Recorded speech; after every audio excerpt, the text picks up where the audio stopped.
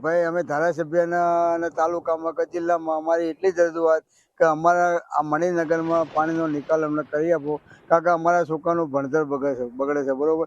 ઘરમાં બધું રાજ રજેલું પાણીના અંદર બધું પાતળ જાય છે, એટલે અમારે લાભો ક્યાંથી બીજું આ ચારા લેવા ના જઈએ કાંઈ ઘરમાં હોય ચેડ ના નાખવાની, ઘરમાં ના હોય. તમે પશુને શું આપો છો? કશું નહીં, ભૂખે બેસી રહે. કોઈ ધારાસભ્ય અહીંયા આવે ખરા? કોઈ હજુ સુધી આવ્યા નહીં. કાલે આવ્યા હતા કદાચ, હું ડેલિકેટ વાળા આવ્યા હતા, ધારાસભ્ય નહીં આવ્યા. પણ એકવાર પોર આવ્યા હતા તે જોઈને જતા રહ્યા હતા બરોબર.